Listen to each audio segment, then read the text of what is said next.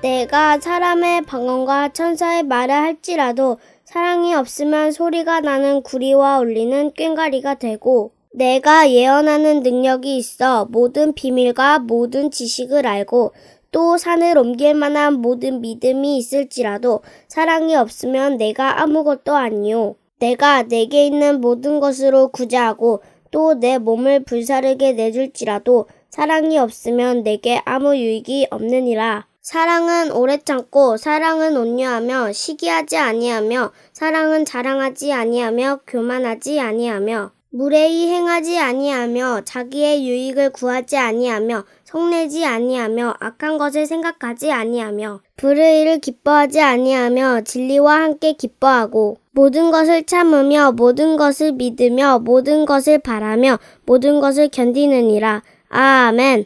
서로는 불편해요. 이게 불편한 게 한두 가지가 아니에요. 기도가 아니면 이게 방법이 없어요. 정말 사랑으로 섬기지 않으면 어떻게 할 수가 없습니다. 잘 섬겨보시기 바랍니다. 자, 오늘 이 사랑학 개론 세 번째 시간입니다. 순서는 네 번째인데 본문을 통해서 보면 세 번째, 사랑학 개론 세 번째. 첫 시간에는 사랑이 없으면 어떤 일이 일어나는지에 대해서 살펴보셨고, 두 번째 시간에는 사랑이 뭐냐라고 하는 정의에서 사랑은 오래 참는 것이다. 사랑은 love is 땡땡땡. 사랑은 눈물의 씨앗? 그거 아니야. 그게 아니라 성경이 말하는 사랑은 이런 것이다. 그래서 바울 사도는 고린도 교회가 너무너무 이 힘든 교회였습니다. 굉장히 어려운 교회였는데 바울 사도가 전도 여행을 하면서 교회를 이 고린도 교회에 세우거든요. 세우고 1년 6개월 정도 이 교회를 섬겨요. 교회를 섬긴 것 중에서 제일 길게 섬긴 게 에베소 교회고, 에베소 교회 다음으로 제일 길게 오래 섬긴 교회가 이 고린도 교회예요. 그러니까 그렇게 오래 섬기질 않아요. 이쪽에서 전도하고 교회 세워놓고 또 떠나고 계속 이렇게 하셨는데, 이 고린도 교회는 오래 머물면서 제자들을 양육했어요. 그런 것은 그 도시에 어려움이 있다는 거죠. 에베소 교회도 마찬가지예요. 에베소 교회도 우상이 많고 그런 도시예요. 자, 고린도 교회의 분위기를 조금 이해를 오늘 좀 하고 본문을 좀 살펴보도록 하겠습니다. 여러분, 고린도 교회는 역사 속에서 코린트라고 하는, 그리고 지금도 코린트라고 부릅니다. 고린도, 성경에는 고린도라고 하지만 코린트 들어보셨어요? 그리스 지역의 코린트 들어보셨어요? 안 가봐서 모르겠어? 고린도 지역에 굉장히 아름다운 항구 도시, 남쪽. 저도 안 가봤어요. 근시일 내에 빨리 가보고 싶어요. 남쪽의 그리스의 저 남쪽 끝자락에 있는 항구 도시. 아주 아름다운 항구 도시입니다. 현재 이름은 그냥 코린트 이렇게 부릅니다. 옛날에 여러분 미술 시간에 건축 양식이나 이런 것들을 공부를 하셨을 텐데, 그때의 옛날 건축 양식 중에서 고대의 서양의 3대 건축 양식이 있어요. 그 첫 번째가 도리아 양식, 두 번째가 이오니아 양식, 그리고 세 번째가 여러분 지금 고린도 코린트 양식. 이제 기억나죠? 안 배웠어?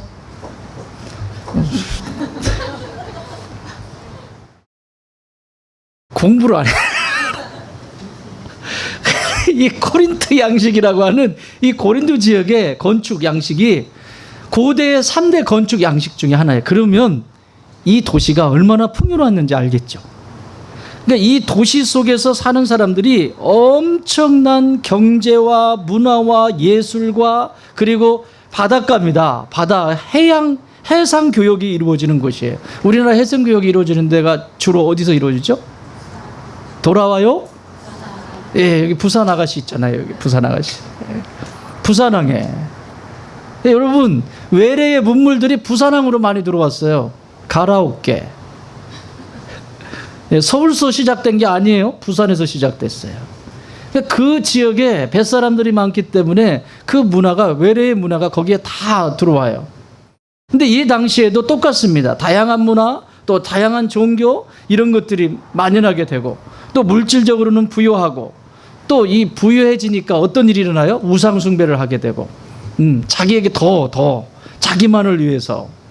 그리고 어떤 일이 일어나요? 여러분, 사람들이요, 먹고 살만하고 그러면 딴짓하죠. 뭐가 문제가 생겨요? 부부간에 문제가 생기죠.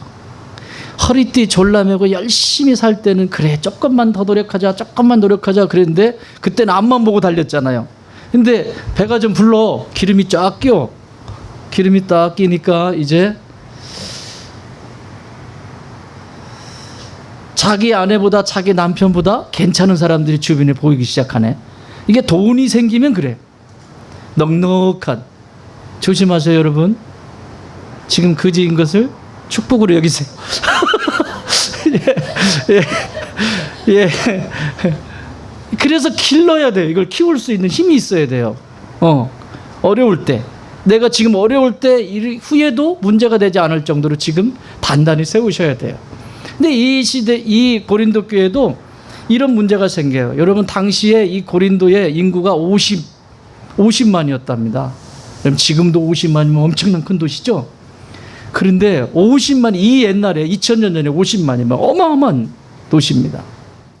그러니 거기에 문란한 것들이 온통 우상, 도덕적인 타락, 성적으로 음란한 이 도시가 완전히 그런 곳에 바울 사도가 교회를 세웠어요.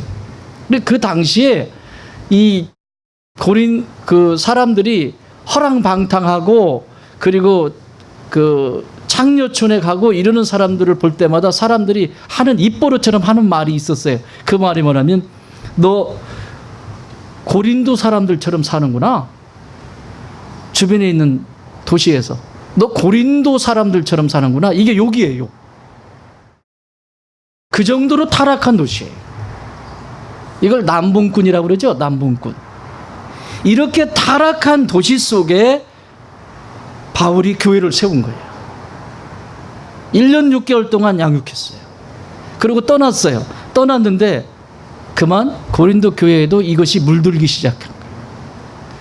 고린도 교회 성도들에게도 이와 같은 문화와 이런 문란함이 물들기 시작했어요. 그래서 고린도 전서 5장 같은 데 보면 출교해야 될 일들이 참 교회에서 출교해야 될 일 뭘까요? 성적으로 문란한 교인들을 아직도 정리하지 못하고 있는 그 상태.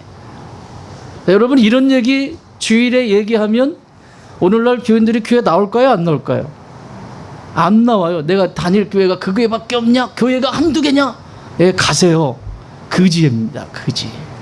여러분, 하나님이 우리에게 기회를 주시는 거죠. 우리의 삶을 다시 한번 정비하시는 거죠. 이런 시대 2000년 전에도 그랬다면 오늘날은 그때가 죄가 더 많을까요? 오늘날이 더 많을까요? 그러면 교회 속에 이런 일이 있을까요? 없을까요? 있을 수 있다는 얘기죠. 그렇죠? 이런 일들이 일어날 수 있다는 거예요. 여러분, 집에 가서 찾아보세요. 5장 1절부터 5절에 보면 이 성적으로 얼마나 문란한지. 어떤 성도들은 이런 완전히 이런 거예요. 아버지가 결혼을 했는데 부인이 한 명이에요? 여러 명이에요? 자기를 낳은 엄마가 아니고 그 여러 명 되는 그 계모, 그 다른 엄마와 성적인 관계를 해요. 이게 남분꾼이라는 거예요. 아버지의 아내를 범하고 이렇게 써 있어요. 그러니까 이렇게 문란한 이것들이 교회 속에도 들어오는 거예요. 여러분, 교회는 거룩하고 깨끗한 사람들이 모여있는 곳이 아니에요. 힘들고 더럽고 거룩하지 않지만 그 속에서 점점 예수님을 닮아가는 거예요. 여러분, 그 사람이 교회 안 나오고 밖에 있으면 어느 정도일 것 같아요? 심각하겠죠?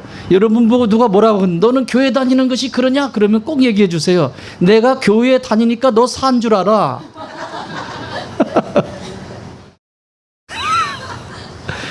내가 교회 다니니까 그 정도인 거예요.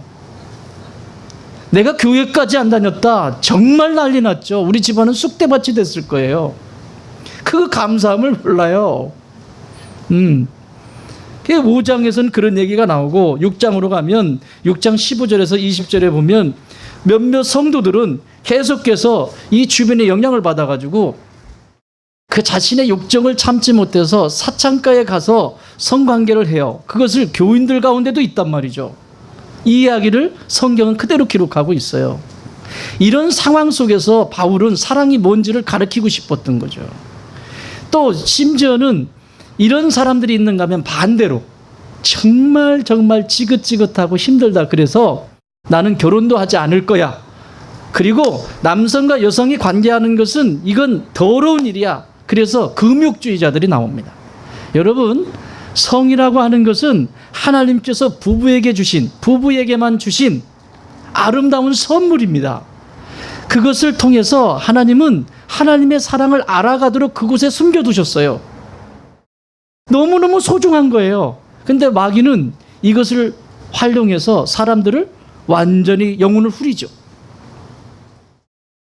완전히 타락하게 만들든지, 완전히 그것을 무시하게 만들든지, 전혀 쓸 수 없도록, 전혀 사랑을 알아가지 못하도록 만들어버리는 게 마귀의 전략이에요.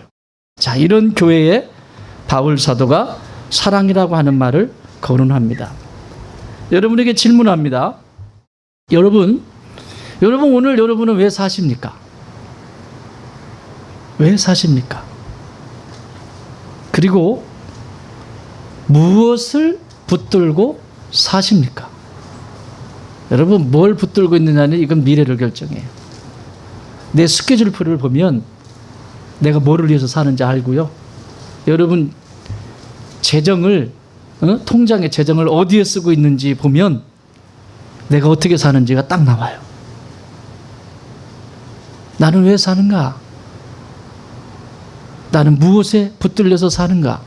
오늘 이 말씀이 끝날 때쯤 돼서 여러분에게 해답을 얻어서 집으로 돌아가실 수 있는 시간이 되길 바랍니다. 자, 지난 시간에 말씀 나눈 오래 참음이라고는, 사랑은 오래 참는 것이다. 오래 참는 것이 사랑이다. 이렇게 바울 사도는 이야기하고 있는데, 그 오래 참는 것이 뭐라고 그랬습니까? 제가 지난주에 이 오래 참음을 외향적이라고 말씀을 드렸대요. 잘못됐습니다. 제가 정정할게요.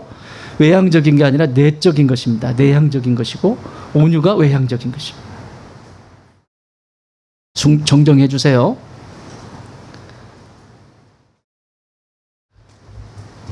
오래 참는다라고 하는 것은 반드시 뭐를 전제로 하고 있다? 구원인데 뭐? 구원은 뭐예요? 뭐? 선? 오래 참는다라고 하는 것은 선택을 기반으로 하고 있어요. 선택. 잊어버리면 안 돼요. 선택. 내가 선택했기 때문에. 여러분, 오늘의 삶은 여러분의 선택의 결과라고 그랬죠. 오늘 내가 행복하든 불행하든, 내가 만족하든 불만족하든, 이전에 과거에 수없이 많은 선택이 모아져서 오늘의 내가 있는 것이지, 누군가가 나에게 억지로 밀어서 내 인생을 밀어서 만들진 않았습니다. 모든 것은 내가 선택한 것입니다. 그 선택한 그 결과가 오늘 나인 것이죠. 그 선택 앞에 이것이 불행의 요인이 되고 어둠의 요인이 된다면 그것은 내가 감당해야 될 몫이에요. 그래서 오래 참음이라는 게 필요해요. 그런가 하면 선택에는 뭐가 필요하다? 책임이 필요하다. 그 책임이 오늘 온유입니다. 책임은 온유예요. 온유는 그냥 되어지는 게 아니에요. 온유라고 어원을 한번 볼까요? 이 온유라고 하는 말은 이 당시에 기록된 성경의 그리스 말로 크레스토스라고 하는 말입니다. 이 말의 뜻은 친절하다, 매우 친절하다. 그리고 온화함을 보이다. 온화함을 보이다? 드러나는 거예요. 이렇게 온화함을 보여지는. 친절하고 온화함이 보여지는 거예요. 그러니까 겉으로 드러나게 돼 있어요. 온유해진 사람은 온유가 많으면 많을수록 드러나게 돼 있어요. 자, 이걸 국어사전에서는 이렇게 기록하고 있습니다. 성격, 태도 따위가 온화하고 부드러움. 성격이나 태도가 거칠지 않고 부드러운 사람을 이야기한대요. 여러분, 거친 사람들이 옆에 있으면 어떻죠? 여러분 편하세요? 긴장이 되세요? 긴장이 되죠. 밥을 먹는데 나보다 빨리 먹는 사람이 있으면 긴장돼요? 편해요? 나정범이라고 말할 수 없어요. 결혼한 지 10년 됐니? 10년 됐어요? 넘었어요? 10년이 넘었는데 아직까지 아내하고 이 밥을, 이 거리를 못 맞춰. 지 혼자 다 먹고 숟가락 놔버려요. 네. 그게 되어지는 순간 너의 온유의 문제는 해결이 될 것입니다.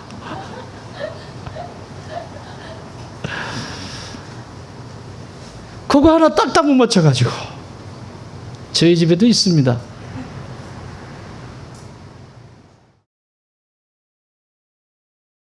온유는 뭐냐? 온유는 뭐냐? 이런 거예요. 여러분, 고기를 잴 때, 불고기를 잴 때 뭘 넣죠? 과일 중에 뭐와 뭐를 넣어요? 과일. 아이고, 잘하시네. 배도 넣고, 사과도 갈아 넣죠? 그쵸? 왜 넣어요? 고기에? 부드러워지라고. 오늘 온유하지 않으신 분들은 사과배를 많이 드세요. 마늘과 쑥만 먹어서 해결될 문제가 아니에요. 이거는 냉장고에 사과와 배가 가득할지어다. 온이라고 하는 단어는 이런 겁니다. 이 단어의 뜻은 전혀 길들여지지 않은 야생마가 있다고 생각해 보세요. 전혀 길들여지지 않았어요. 그냥 그 들판으로 뛰어다니면서 지 밥 먹고 싶으면 먹고 자고 싶으면 자고 막 뛰어다녀요. 여러분, 이런 말은 평생을 살아서 자기 멋대로 살지만 쓰임 받을 수 있어요, 없어요? 없죠? 뭐 죽을 때 서서 말뼈나 좀 써볼까? 뭐 남은 거 쓸 게 없어요. 그냥 지 멋대로 살았으니까. 이런 야생마를 어느 날 새로운 주인이 그 야생마를 집으로 데려옵니다. 어린 야생마를. 그리고 하나씩 처음에는 뭐부터 해야 될까요? 교감이 이루어져야 돼요. 여러분, 지금 우리 기쁨이가 어저께 지난주에 병원에 갔더니 저 열받는데 너무 많이 있어가지고 햇빛이 이렇게 쬐가지고 콧잔등이 헐었잖아요. 그래서 나는 놀라가지고 얘가 삐쩍 마르고 왜 그러지? 그래서 데려갔는데 더위를 먹어서 그런 거래요. 더위. 얼마나 더우면. 거기다가 주일이 되면 온갖 애들이 다 달라붙어가지고 올라타고 막 만지고. 그냥 기쁨이는요 사람을 싫어해요. 그냥 건드리지 마 이러고 있는데 그냥 시비 걸어. 근데 소망이는 달라요. 걔는 아는 척 안 하면 난리 납니다. 참 진짜 어떻게 이렇게 다를까 두 마리가. 그래서 제가 오늘도 아침에 얘 스트레스 받을까 봐 슬쩍 풀어놨어요. 풀어놨더니 여기서 민원이 들어와요. 그랬더니 이제는 밖으로 안 나가고요, 여기서만 놀아 이렇게. 얘가 영음해요. 아주. 하지마 그러면 안 해. 돌고 그늘 밑에 숨고. 애들이 움직이니까 쟤네들이 다 건드릴 것 같으니까 저쪽 뒤에 가가지고 구석에 탁 거기서 요요 이러고 보고 있어요. 어저께 지숙 집사님이 닭을 삶아가지고 또 한 그릇 먹이고. 지금 몸보신 중이에요. 네. 여러분, 그런데 이 강아지가 이렇게 보면 처음부터 사람과 동물이 뭐가 먼저 이루어져야 되죠? 교감이 이루어져야 돼요. 친밀감이 형성이 돼야 돼요. 그런데 우리 아이들 중에 어떤 애는 기쁨이를 보면 예쁘다 할까 팍 때릴까요? 우리 애들은 그럴 리가 없다고요? 어떻게 다 비디오 촬영해가지고 보여줘? 집에서 스트레스 받아가지고 엄마 아빠한테 혼났어. 혼나가지고 스트레스를 받았다. 어디다 풀어? 말 못하는 강아지한테 걔한테 다 풀어요. 막 지가 승리하는 일이 있어요 집에서. 그러니까 와가지고 막 제가 가만히 창문으로 이렇게 내다보면 막 올라타고 기를 잡고 흔들고. 그럼 얘가 이제 귀찮은 게 뒤로 숨잖아요. 그러면 뒤돌아가지고 돌멩이를 던지고 집으로 들어갔는데 또 돌을 또 던지고. 그래서 제가 우리 윤희계 엄마들한테 그랬어요. 당신들 니네 새끼가 그랬는지 안 했는지는 걔한테 데려가 보면 안다. 바로 알 수 있죠. 딱 걔 데리고 자기 자식 딱 데리고 갔는데 걔가 우리 기쁨에 긴장한다. 얻어맞은 거예요, 걔한테.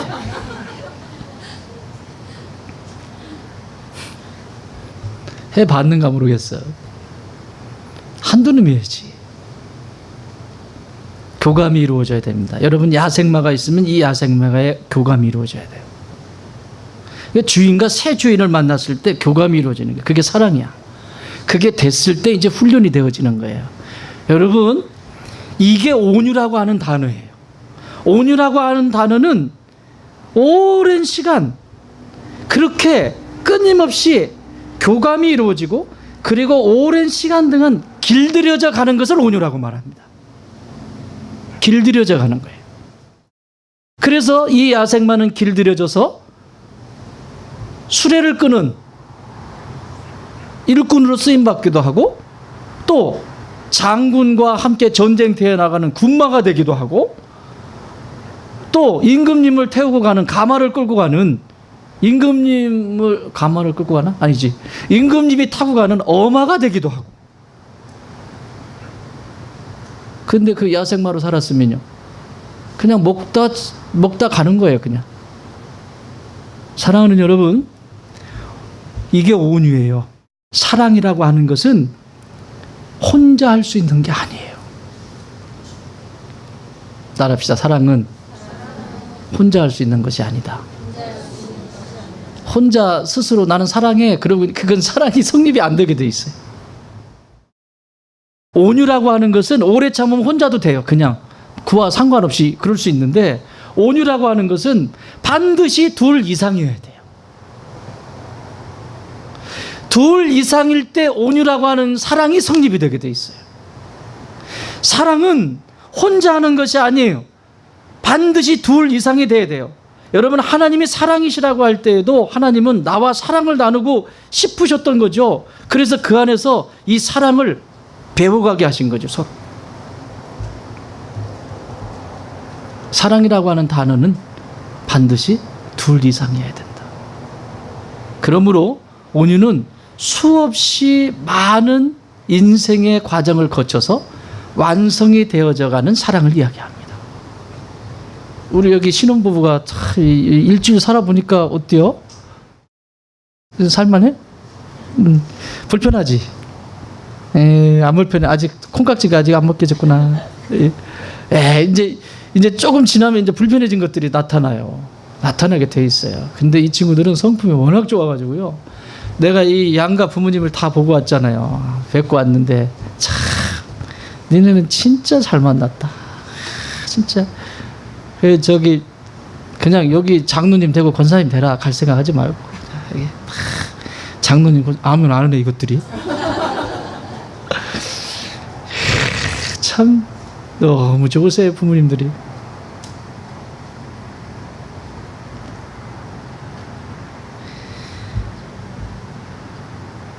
수없이 많은 인생의 과정을 겪어가면서 되어져 가는 게 온유입니다. 여러분, 정신의학에 보면 정신의학에서 스트레스라고 하는 말이 있죠.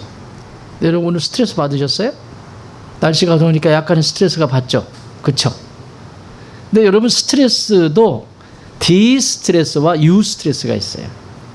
정신의학에서. 디스트레스는 그냥 그 말 그대로 그냥 짜증나고 그것으로 끝나는 거예요. 그냥 뭐든지 다 이게 막 짜증이고 뭐 결과도 없고 그런 거예요. 근데 유스트레스는 달라요.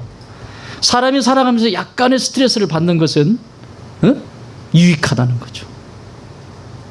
유익해서 유스트레스가 아니고 유즈예요. 유즈. 유스트레스라고 그래요. 예를 들면 이런 거죠. 공부하는 학생이 있어요. 어디 저기 누구냐? 지성이냐? 지성이 공부하잖아요. 우리 지성이가 공부하는데 영어 공부를 예를 들면 해. 공부를 하는데 공부하는 학생들이 꽤 되는구나. 공부하는데 영어 공부를 해. 스트레스 받아야 안 받아요? 지성아, 스트레스 받냐 안 받니? 아, 그놈의 영어 진짜 저거 영어뿐만 아니라 세계 모든 언어를 다 했으면 좋겠는데 한계가 있고 진짜. 그런데 그 언어를 열심히 공부할 때 스트레스 받죠. 그런데 왜 그렇게 스트레스 받으면서 할까요? 더 큰 목적이 있기 때문에. 지금은 힘들지만 이걸 겪고 나면 더 미래에 보장되는 무엇인가가 있기 때문에 지금 오늘을 견뎌내는 거예요. 이걸 유스트레스라고 해요.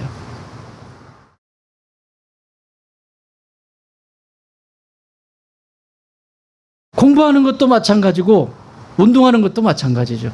우리 자매님들 오늘 요즘 그 날씨가 더우니까 운동을 안 하시는 분들이 좀 꽤 계신 것 같은데 자꾸 옆으로만 이렇게 면적이 넓어지시는 분들이 꽤 계셔서 오늘 아침에 제가 제 아내한테 여보 그 친구가 요즘 자꾸 그러네 너무 그런 것 같아 그럼 몸이 이상이 생길 텐데 그랬더니 아유 당신은 별걸 다 걱정하고 있네 당신만 하나 걱정이야. 그런데 이게 이제 이 날씨가 더우니까 약간 게을러지죠. 근데 그러면 몸이 망가지기 시작하죠. 운동을 왜 해요? 힘들죠. 스트레스 받죠. 어떤 때는 안 하고 싶고. 근데 왜 해요? 견뎌내면서 건강하기 위해서. 그게 유스트레스예요. 여러분 부부가 살아갑니다. 부부가 살아갈 때 스트레스 받을까요? 안 받을까요? 받죠. 어떻게 안 받고 살아요? 그런데 스트레스 받을 때마다 다 잘라내고 끝내버리고 돼요? 안 돼요? 안 돼요. 나는 여러분에게 유스트레스의 역사가 일어나길 주님의 이름으로 축원합니다. 부부가 살아가고 가족이 살아갈 때 스트레스 받지만 이것을 긍정적으로 풀어낼 수 있는 믿음의 사람. 그게 온유함을 길러가는 믿음의 자세인 것입니다. 바울 사도는 그래서 오늘 이런 얘기를 하는 거예요. 온유한 자가 얼마나 중요한지. 예수님께서도 이 온유가 얼마나 중요한지 자신을 향해서 온유하다라고 말해요. 마태복음 11장 29절 30절 나는 마음이 온유하고 오늘 내용 말씀이죠. 겸손하니 나의 멍에를 메고 내게 배우라. 그리하면 너희 마음이 뭐 한다고요? 쉼을 얻으리니 이는 내 멍에는 쉽고 내 짐은 가벼움이라 하시니라. 안 매는 거죠. 그 멍에를 안 매려고 하기 때문에 여전히 스트레스 가운데 있고 여전히 갈등 가운데 있고 여전히 어려움 가운데 있죠. 그거 안 매기 때문에 그래요. 그 멍에를 같이 안 매기 때문에 계속해서 일어나는 거죠. 그렇다면 이렇게 온유가 우리 인생의 여러 과정을 통하여 완성이 되어져 간다면 어떤 과정들을 거치면서 그 진가를 발휘하고 있을까요? 한번 따라해 볼까요? 불편함을 만날 때. 여러분 우리 인생 속에서는 살아갈 때 두 가지입니다. 크게 불편함을 경험하게 되고 그 다음에 고난을 경험합니다. 이때 갈등이 일어납니다. 이 두 가지를 뛰어넘으셔야 온유는 내 안에서 작동이 되기 시작합니다. 불편하죠. 한 사람보다 두 사람이 불편하고 여러분 이 고린도 교회도 수도 없이 불편해요. 너무 불편해요. 그러니까 자기 멋대로 하는 거예요. 그 불편함을 감수하려고 하지 않고 자기 마음대로 하려고 해요. 그냥 쉽게 뭐든지 쉽게 생각하는 거예요. 모든 것을 다 쉽게 생각하는 거예요. 근데 예수님은 이 고린도 교회와 같은 일들이 이 세상에 많이 일어날 것을 미리 아셨죠. 그래서 이렇게 말씀하세요. 마태복음 6장 15절 너희 몸이 그리스도의 지체인 줄을 알지 못하느냐? 내가 그리스도의 지체를 가지고 창녀의 지체를 만들겠느냐? 결코 그럴 수 없느니라. 창녀와 합하는 자는 그와 한 몸인 줄을 알지 못하느냐?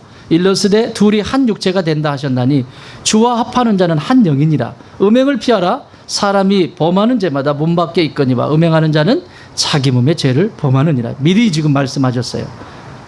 그리고 또 말씀하세요. 19장 6절에서도 그런즉 이제 둘이 아니요 한 몸이니. 이건 무슨 얘기를 하는 거예요? 부부관계 얘기하는 거예요. 한 몸이니 그러므로 하나님이 짝지어 주신 것을 사람이 나누지 못할지니라.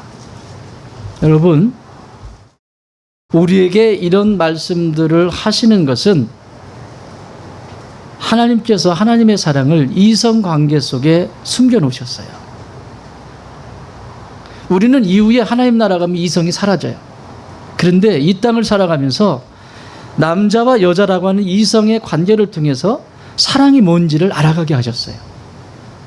그런데 문제는 그것을 자신의 도구, 타락한 통로로 사용했기 때문에 문제가 되는 거예요.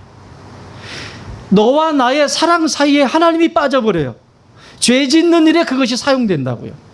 하나님이 빠져버리기 때문에 하나님의 사랑을 알 수 없을 뿐만 아니라 그것으로 만족이 안 돼서 이곳저곳 계속해서 방황하는 인생을 살아가게 돼 있다는 거예요. 만족이 안 되게 돼 있습니다. 여러분, 하나님의 그 진짜 사랑을 나와 너 부부 사이에 그것이 이루어지지 않으면 그 이상의 사랑은 진전이 되질 않습니다. 여러분, 사람이 부부가 살아가면서 나중에는 어떤 존재예요? 친구예요, 친구. 친구로 살아가는 거예요. 그러니까 친구로는 사랑하는 게 아니야 이러고서 피하더라고요. 어떤 사람은. 친구라고 하는 의미는 그만큼 정신적인 세계와 영적인 세계와 모든 영역이 지금 함께 통하고 있다라고 하는 얘기죠. 그래서 그 속에서 하나님이 어떤 사랑을 가지고 계신지, 예수님의 사랑이 어떤 것인지 점점 그 비밀을 알아가게 하는 거죠. 하지만 그렇게 되지 못할 때 하나님과 상관이 없는 이성의 관계 속에서 사랑은 타락으로 추락하게 되고 맙니다. 근데 이것이 고린도 교회만 있었던 것이 아니라 오늘날 현대 교회에도 있다라고 하는 사실입니다. 그래서 정신 차리셔야 돼요. 아시겠습니까? 정신 차리셔야 돼요. 교회 속에도 침투를 하는 거죠. 너무 쉽게 생각해요. 질문할게요. 부모와 자식 관계는 몇 촌? 무촌? 1촌이에요, 1촌. 촌수가 있어요. 부부는 자기들 입으로 자기들이 해놓고도 이걸 너무 쉽게 해요. 부모와 자식 관계는 절대 나는 끊을 수 없다 그래 놓고 부부 관계는 쉽게 끊어. 된다 안 된다? 안 된다고 써 있잖아요. 19장 6절. 그런즉 이제 둘이 아니요 한 몸 1촌이라고 하는 얘기도 아니고 무촌이에요. 촌수가 너희는 없다. 하나다. 한 몸이니 그러므로 하나님이 짝지어 주신 것을 사람이 나누지 못할지. 누가 못 나눈다? 사람이. 여러분, 하나님이 정말 그것이 문제가 되고 어려움이 있으면 하나님이 어련히 알아서 해줄까? 근데 누가 먼저 결정해? 내가. 그리고 이렇게 얘기해. 내가 기도해 보니까 당신하고는 살지 말래. 아주. 자, 이런 신앙을 어떤 신앙이라고 그래요? 거지 같은 신앙이라고 합니다. 어디 그런 응답을 주세요, 하나님이. 자기가 이 불편함을 견디지 못하겠다는 거죠. 이런 불편함은 나는 벗어나고 싶다는 거죠. 그래서 쉽게 판단하고 결정하지만 그것 때문에 겪어야 되는 내 인생에서의 손실은 너무너무 하나님이 나를 버린 존재가 아니라면 하나님은 그 과정을 통해서 반드시 내 인생 속에 어떤 손실을 감내하고서라도 사랑을 다시 가르치신다. 그래야 천국에 들어가잖아. 여러분, 천국이 미워하는 곳이에요? 아니죠? 천국은 하나님의 사랑으로 가득하죠. 그래서 그곳에 사랑을 가지고 들어가야지 미움을 가지고 들어갈 수가 없어요. 그래서 반드시 하나님이 선택한 사람이라면 이것은 그 훈련의 과정을 거치셔야 됩니다. 오늘날 세상에 자녀와 부모를 천륜이라고 하는데 부부는 천륜 중에 천륜이죠. 문제는 이것이 그리스도인들에게도 지금 만연하고 있다는 사실입니다. 여러분, 오늘 교회에서 결혼할 때 교회에서 결혼하고 목사님의 주례를 받고 믿음 안에서 새롭게 변해진 성도들이 너무 쉽게 이혼이라고 하는 것을 선택합니다. 그리고 교회에서도 이혼 얘기를 하면 굉장히 싫어요. 그래서 내 그런 얘기하는 교회 내가 뭐하러 가냐? 아니요, 그게 진리입니다. 하나입니다. 내가 선택하지 마십시오. 하나님이 알아서 하실 겁니다. 여러분이 하셔야 될 건 아무리 어렵고 힘들어도 그 불편함 속에서 그 불편함을 만날 때 하나님이 지금 나에게 이 온유라고 하는 사랑을 가르치고 계시는 과정 속에 있구나. 이 사랑이 완성되어질 수 있도록 하나님 앞에 나가서 기도하고 내 자신을 쳐서 복종시키시기 바랍니다. 송창식 씨 아시죠? 제가 좋아하는 가수가 두 분이 계신데 송창식 씨를 좋아합니다. 노래를 참 잘하세요. 그리고 그 리듬을 따라서 그냥 가요. 그냥 흐름을 따라서 그냥 가요. 뭐 막히는 것도 없고 그냥. 그래서 좋아해요. 노래가 좀 독특한 노래들이 많죠. 칸나따다마바사 아차카타파 헤헤 의해 이런 노래도 있고 별의별 노래가 다 있어요. 세상을 풍자한 노래들이 있고. 그런데 이분이 1968년도에 그 트윈 트리플 뭐지 이름이 있잖아. 그 왜 셋이서 그 남자분들 했던 그 세시봉, 그래 세시봉. 58년도부터 노래를 하신 분이에요. 그러면 지금 몇 년 하셨어요? 50년이 넘었죠. 그쵸? 50년이 넘었죠. 60년, 51년, 그죠? 61년? 그렇게 오래됐어? 58년부터 노래를 불렀어. 68년부터. 58년이 아니고 68년부터. 미안해요. 내 머리가 이래요. 68년부터. 68년부터 노래를 불렀으면 50년을 넘게 노래를 부르셨어요. 근데 이분이 습관이 있습니다. 지금도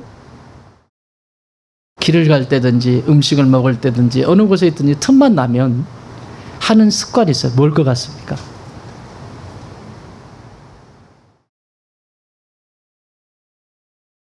힌트.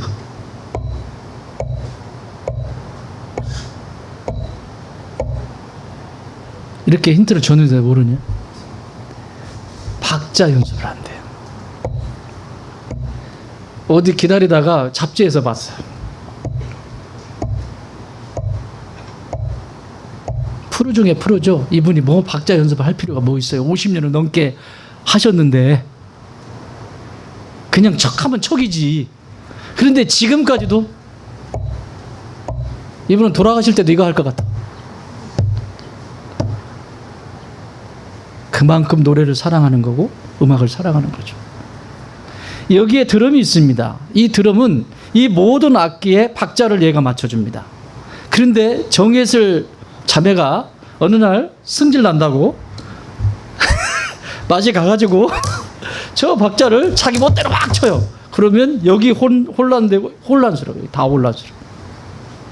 얘는 박자를 맞춰주는 역할을 합니다. 얘는 딱딱 정확하게. 자, 메트로놈으로 80 이렇게 친다면 120 200 여기에 맞춰서 모든 악기들은 착착 거기에 맞춰서 그 박자에 맞춰서 따라해야 됩니다. 송창식 씨가 자기 혼자 노래를 부를 때는 아무렇게나 해도 돼. 그쵸? 아무렇게나 해도 돼요. 그냥 뭐 나 부르고 싶은 대로 부르면 돼요. 그런데 같이 연주해야 될 때는 그렇게 할 수가 없어요. 그래서 이분은 나 혼자는 내 멋대로 해도 되지만 같이 할 것을 생각해서 같이 연주하고 같이 노래 부를 것을 생각해서 지금까지도 박자를 연습을 한대요.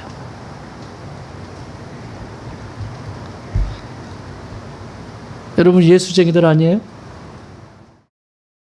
예수님의 제자들이죠? 우리는 어디에 박자를 맞춰야 될까요? 하나님의 그 사랑의 박자에 정확하게 맞추셔야 돼요. 그걸 맞추지 못하기 때문에 문제가 생기는 거예요. 우리가 죽을 때까지 주님이 부르시는 그날까지 계속해서 박자를 맞춰야 되는 것은 내가 지금 내 인생을 이끌어 가시는 사랑의 주님과 함께 그 박자를 맞추고 있는가? 그래서 그 박자를 맞추면서 이 불편한 환경 속에서 내가 천국의 멜로디를 지금 연주하고 있는가? 계속해서 끊임없이 박자감이 살아있어야 합니다. 만약에 내가 성도로 이 땅을 살아가면서 이 박자감을 사라지면 나는 아무것도 아닙니다. 여러분 박자감을 잃어버리면 안 돼요. 믿습니까? 잊지 마세요. 온유는 불편할 때 내 인생에 불편함이 찾아오고 둘이 또 가족이 함께 서로 닮아가면서 그때 불편한 시간이 있고 고난을 통과해야 되고 억울한 일을 만날 때도 그곳에서 주님의 말씀이 나를 붙들고 가을에 그 추수할 날을 기다리면서 과일이 익어가도록 겪어내면서 익어가도록 박자 지키는 거예요. 박자. 남 생각하지 말고 내 박자 잘 치세요. 믿습니까? 왜 쟤는 저 박자 치냐? 아니요, 내 박자 잘, 철저하게 내 박자. 하나님의 그 말씀 속에서 박자 철저하게 치세요. 또 하나는 이 온유를 통해서 가르치시는 것은 한번 따라 볼까요? 고난을 만날 때입니다. 따라합시다. 고난을 만날 때. 여러분, 이 고난이라고 하는 것은 우리 인생에 수도 없이 많습니다. 우리 인생을 살아가며 수없이 많은 시험을 치르죠. 다 시험들 치르잖아요. 왜 시험을 치러요? 지금도 시험을 보고 있는 학생들도 있고, 우리 지성이나 저기 저 누구냐, 시험 잘 봤어? 안 물을게. 자, 시험, 지금도 시험 여러분 지금까지 살아오면서 수없이 많은 시험을 받고 지금도 시험을 치러요. 왜 시험을 치릅니까? 내가 얼만큼 성장했는지를 확인하는 거예요. 그 시간. 내가 지적인 지력이 얼만큼 성장했는지를 확인해 볼 수 있는 거예요. 이거 간단해요. 시험 보기 싫으면 간단해. 학교 안 가면 돼요. 그렇죠? 간단해요.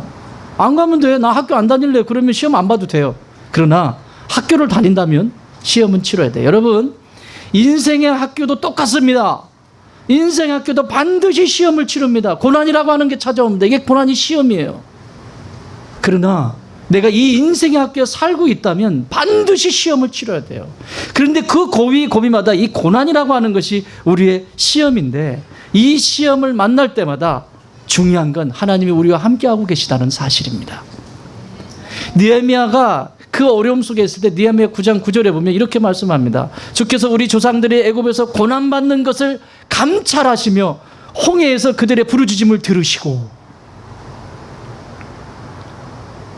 우리가 고난받고 있을 때 그냥 혼자 두지 않는데요. 감찰하신대요. 여러분, 고난하면 성경 속에 누구를 생각해요? 욥이죠.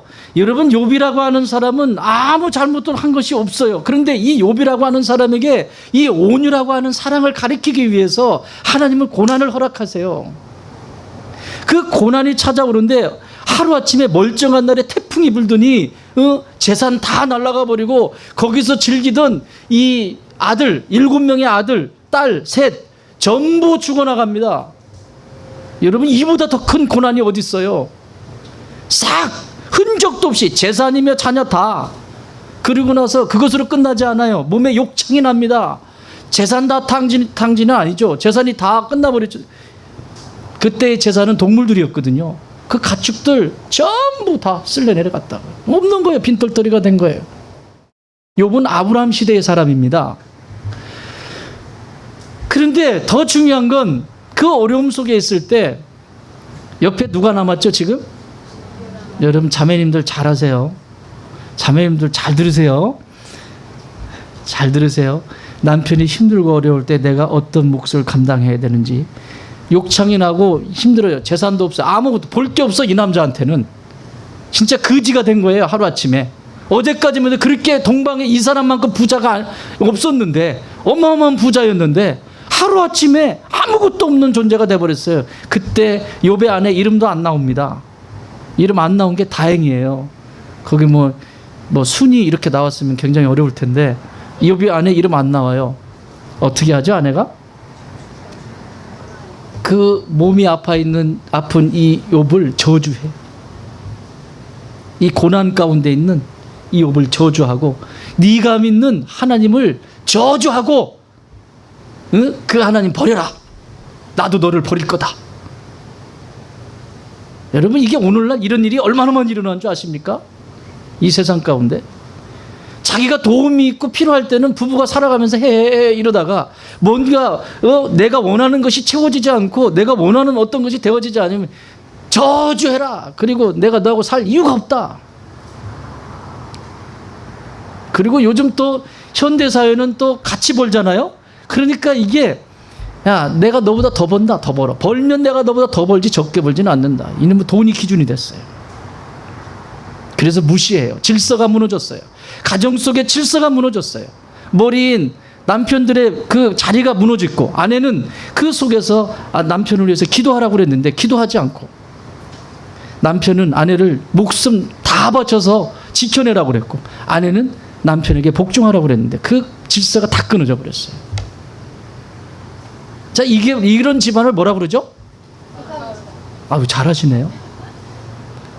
콩가루는 송어에다가 뿌려 먹는 게 맛있어요.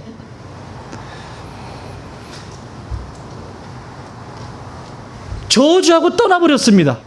그리고 욥은 계속해서 이 과정, 이 고난을 통해서 하나님을 더 깊이 만나면서 온유라고 하는 사랑을 배워갑니다. 욥기 13장 23절에서 이렇게 말씀합니다.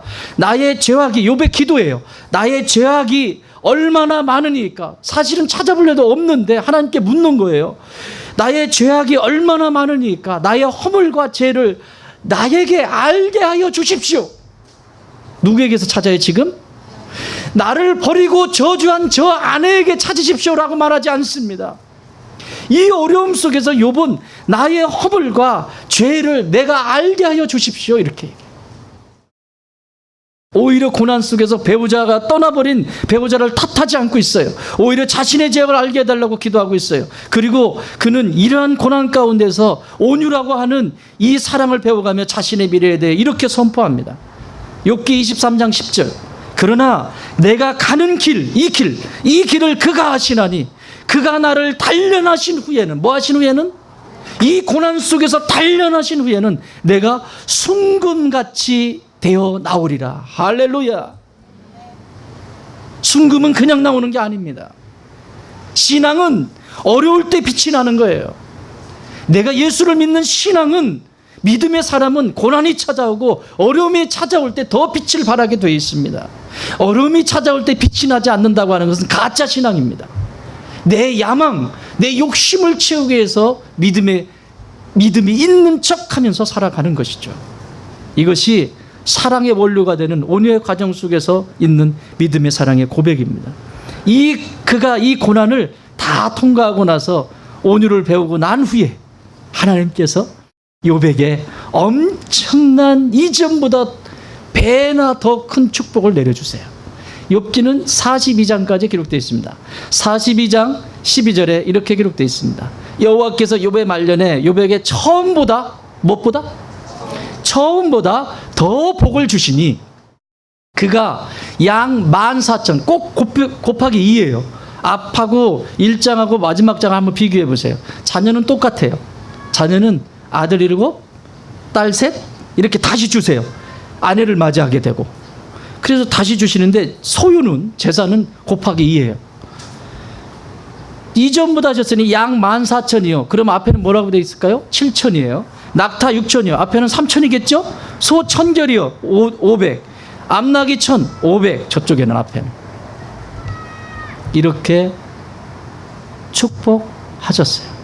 그리고 42장 16절에서 이렇게 16절 17절이 끝나는 절인데 이렇게 끝납니다. 그 후에 욥이 140년을 살며 아들과 손자 4대를 보았고 욥이 늙어 나이가 차서 죽었더라. 이게 얼마나 큰 축복인지 알아요? 여러분, 내 운명을 자연히 이치에 따라서 내 운명을 스트레스 받지 않고 내 운명을 다 하고 내 명을 다 하고 하나님 나라 가는 게 축복이에요. 네? 사고나 어려움 가운데 있는 것이 힘든 거죠. 이런 복을 욥에게 주셨어요. 자녀 손손 잘 되어지는 모습을 두 눈으로 똑똑히 봤다는 거예요. 자신의 명을 다해 죽었다고 기록하고 있어요. 우리가 고난을 만날 때 쉽게 선택하는 것이 뭡니까? 욥의 아내처럼 고난을 겪어내지 못하고 결국 이러한 영광을 보지 못하지 않습니까? 다시 말하면 고난보다 이 하나님 나라의 풍성함을 잃어버리는 것이죠. 여러분, 욥의 아내는 흔적도 없이 사라졌습니다. 그거 잘 견뎌냈으면 어땠을까? 욥의 아내도 온유라고 하는 사랑을 배웠겠죠? 남편 옆에서 끝까지 지켜주며, 응? 수건을 짜서 그 아픈 환부 좀 해주고 그러면 좀 남는 게 있었을 텐데 얼마나 배가 아플까? 이 사실을 알면 배 아플 자격도 없지만 오늘날 너무 쉽게 생각해요. 자기 중심에서 보면 욥의 아내처럼 해석할 수 있지만 이처럼 하나님의 입장에서 보면 해석되지 않는 것도 해석할 능력이 그 가운데 생기는 거예요. 여러분 연꽃을 아실 겁니다. 연꽃은 진흙탕에 삽니다. 근데 연꽃은 진흙탕이라고 말하지 않습니다. 뭔 세상이 이렇게 진흙탕이야 말하지 않습니다. 자신의 길을 갑니다. 그 진흙탕 속에서 자신을 정결하게 하고 자신이 뿌리 박혀 있는 그 전방 1m, 동서남북으로 1m 반경의 지름을 딱 쳐서 적어도 1m 안에 모든 영역은 정화시켜냅니다. 남이 뭐라고 해도 내가 1m 50까지는 못한다 할지라도, 내가 100m까지는 못한다 할지라도 적어도 내가 서 있는 이 자리, 내가 있는 이 1m 안은 내가 정화한다. 사랑하는 여러분, 여러분이 머무는 그 가정, 여러분이 정화하십시오. 온유한 사랑으로 그 고난을 통과할 때 연꽃처럼 그렇게 정화해내십시오. 진흙탕과 같은 이 세상에 진흙탕이라고 탓하고 자기 혼자 깨끗한 척하고, 이것은 바로 세상을 살지만 세상에 물들지 않고 오히려 세상을 물들여가는 그리스도의 사랑을 말하는 거죠. 세상이 그렇다고 그리스도인이 물들어야 됩니까? 여러분은 뭘로 물들여야 돼요? 자, 오늘부터 빨간 물 들이고 다녀. 예수님의 보혈, 세상을 빨간 물로 다 들이고 다녀. 아멘. 세상이 먹물로 물들인다면 여러분은 예수님의 사랑의 그 사랑의 물로 들여주세요. 여러분의 배우자를 여러분의 가정에 그렇게 해주셔야 합니다. 그 사랑은 점점 진하게 물들어가게 되겠죠. 내 자신은 온통 그분으로 충만하게 되고, 온유는 이와 같이 세월을 머금어 가면서 익어가는 것을 말합니다. 분말을 말하지만 영혼을 품고 눈물로 기도해 보면 고난을 잘 통과할 수 있죠. 이 말을 하고 마무리를 지을까 합니다. 여러분, 우리 일생은 그렇게 길지 않습니다. 우리의 일생은 짧습니다. 짧은데 반드시 우리가 이 땅을 살고 난 다음에는 심판이 있습니다. 가수왕 누구죠? 가수왕, 옛날에 그 유명한 가수왕 조용필 씨. 얼마 전에 불후의 명곡이라고 하는 프로그램에 섭외했는데 계속 지금 몇 년째 리젝 당하고, 그러다가 불후의 명곡이라고 하는 프로그램에, 불후의 명곡입니다, 프로그램에 자신이 오케이 했어요. 그래서 나왔는데, 다른 가수들은 보통 한 번 하고 끝나요. 지나가고. 조금 중요한 가수는 2번 횟수를, 2번하고 다음하고 이렇게 하는데, 이분은 3번 연속으로. 얼마나 중요하면 그렇게 하겠어요? 하는데, 가수들이 나오는데 이 노래를 부르기 위해서, 이 조용필 씨의 노래를 부르기 위해서 가수들이 나오는데 괜찮은 분들 나오셨겠죠? 쟁쟁하신 분들이 나온 거예요. 거기에 나온 가수들도 쟁쟁해요. 조용필 씨가 저기 앉아 있습니다. 저기 이제 여기서 노래를 부릅니다. 그런데 거기에 출연한 모든 사람들이 한결같은 바람이 있습니다. 뭘 것 같습니까? 누구한테 칭찬받고 싶어? 나의 우상이고, 내가 저 모습을 보고 내가 가수의 길을 걸었고, 그러니까 그분 앞에서 내가 지금 노래를 부르는 거예요. 그러니까 내가 노래를 부르고 나서 저분한테 칭찬을 받고 싶은, 칭찬 한마디만 받았으면 여한이 없겠대요. 그게 이 가수들의 모습이었습니다.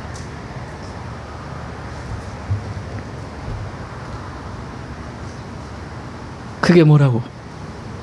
그 한마디 듣고 싶대. 참 잘했다고. 여러분, 오늘 우리가 왜 이 땅에 이 고난과 또 불편함과 이런 것들이 있지만 하나님의 교회 안에서 이 사랑을 배워가야 할까요? 조용필 정도가 아니라 만왕의 왕 대신 예수 그리스도 앞에 서는 날이 있습니다. 우리는 그 연습을 지금 하고 있잖아요. 그분의 노래, 그 사랑의 노래를 지금 배우고 있잖아요. 그 사랑의 노래를 부르고 있잖아요. 마지막 그날에 그분 앞에서 그 노래를 부를 거예요. 그때 주님 앞에 그날에 딱 섰을 때 이런 칭찬 들으면 끝나는 거 아니에요? 보실래요? 마태복음 25장 23절. 사라였도다 착하고 충성된 종아, 네가 적은 일에 충성하였음에 내가 많은 것을 너에게 맡기리니 내 주인의 즐거움에 참여할지어다. 참 잘했다. 우리가 오늘 믿음의 길을 걸어가는 건 어느 누구에게 인정받는 것도 아니고 마지막 그날에 반드시 누구에게나 심판은 있는데 그날에 예수님 앞에 서는 날 참 잘했다 칭찬받는, 그것이 우리의 삶의 이유여야 하고 우리의 가정의 이유여야 합니다. 오늘 나는 무엇에 붙들려서 살아가는가? 오늘 나는 왜 살고 있는가? 답을 찾으셨습니까? 인생에는 가고 싶은 길이 있고 가야 할 길이 있습니다. 내 삶에 내가 가고 싶은 길이 있고 반드시 가야 할 길이 있습니다. 우리 예수님이 걸으셨던 십자가의 길은 가고 싶은 길은 아니었습니다. 그러나 그분은 나를 위해 가셔야만 했습니다. 그렇다면 오늘 우리가 배운 이 온유라고 하는 사랑, 그 길을 걸어가는 길 가고 싶지 않습니다. 내가 왜 잘못됐다 해야 되고, 왜 내가 손해보는 것처럼 그렇게 살아야 되고, 내가 왜 그걸 견뎌내야 되고, 왜 불편함을 계속 가지고 살아야 되는데 가고 싶지 않을 것입니다. 하지만 내 삶이 후회하지 않기 위해서 반드시 가야 할 길임을 꼭 기억하시기를 주의 이름으로 축원합니다.